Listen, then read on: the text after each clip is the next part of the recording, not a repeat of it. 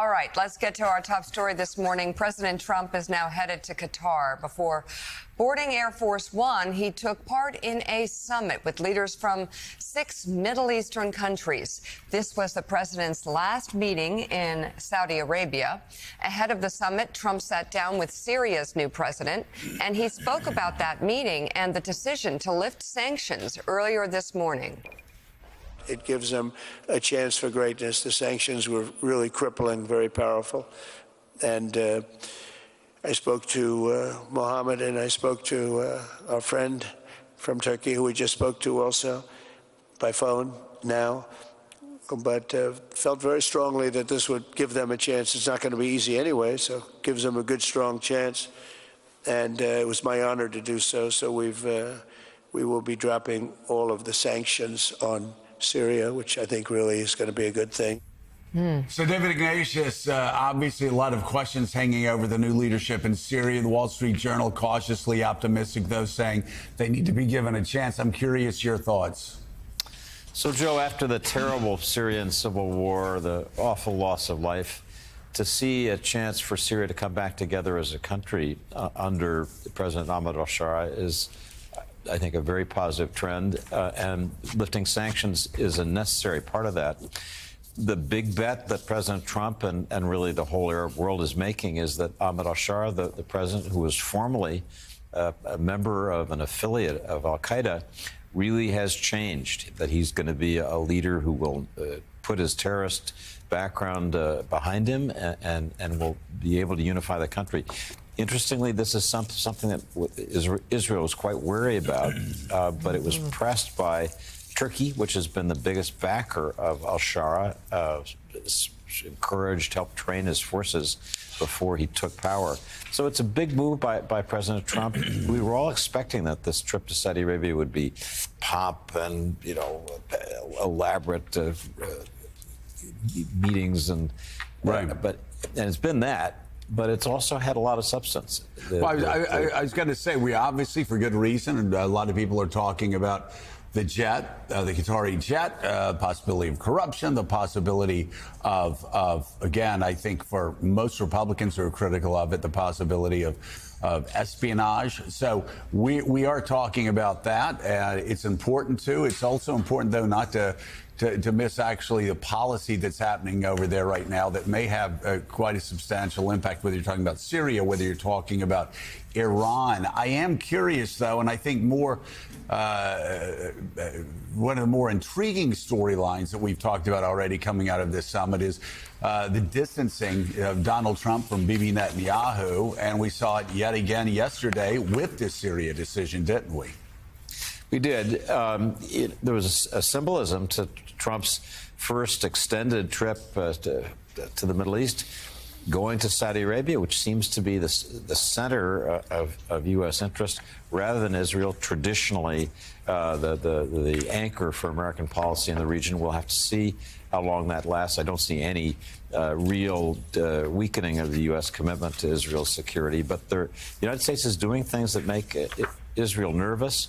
And I think that's only beginning to play out. It's going to be a big debate in coming weeks. And, Caddy, now the president moves on. A short time from now, he'll arrive in Qatar for the second leg of this 3-stop tour. Expected to get the same lavish royal welcome that he got in Saudi Arabia, including discussions about that $400 million plane.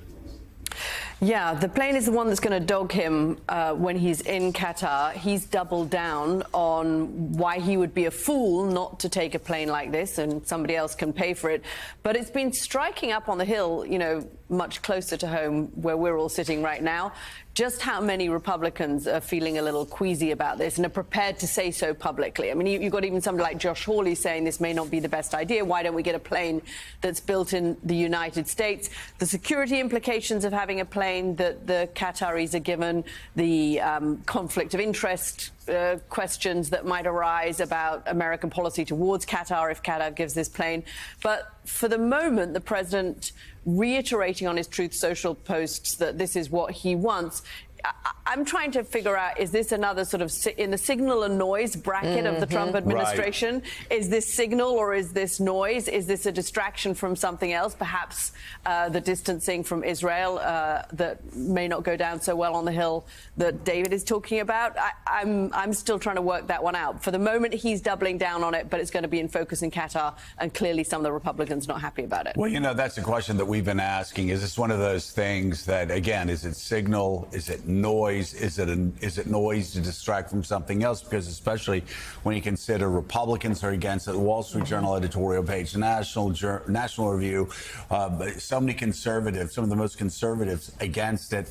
Also, of course, the intel community very concerned about the espionage threats there. It's just so again, that is the question that again, as Caddy asked, is this signal? Is this noise? Is this something that at the end he knows he's not going to be able to accept? It may be one issue, whether it's a trolling noise or not, where Republicans find their voice a bit. Here they are talking about the plane. This is a hypothetical, and I'm sure that if and when there is, it's no longer a hypothetical.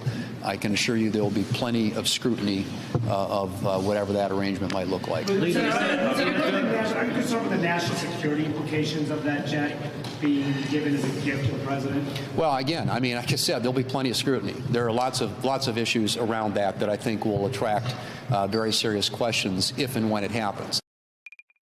Well, what I'm concerned is the safety of the president. I mean, Qatar's not, in my opinion, a great ally. I mean, they support Hamas. And so what I'm worried about is the safety of the president of the United States.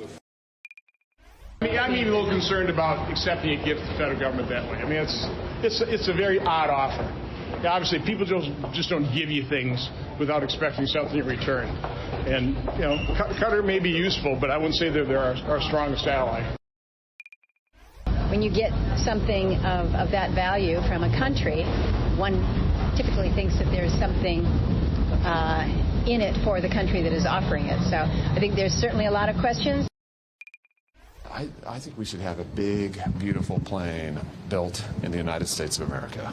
The president's been very good on Make America, Buy America. We probably ought to pass a law that requires the federal government to buy everything from and in the United States of America. I think this would be a good opportunity to do that. And I can think of other things, and I bet the president can too, that Qatar can do to be helpful to us. If they'd like to be helpful, they could start by rooting out the Islamic radicalist terrorists.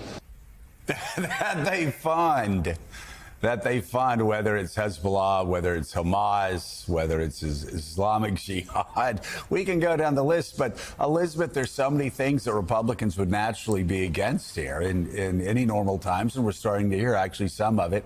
You know, one is the fact that Hamas has been supported by Qatar for years now, and every other anti-Israeli terrorist group has been as well. So there's that problem. There's a problem of getting a Air Force One, potential Air Force One from any country.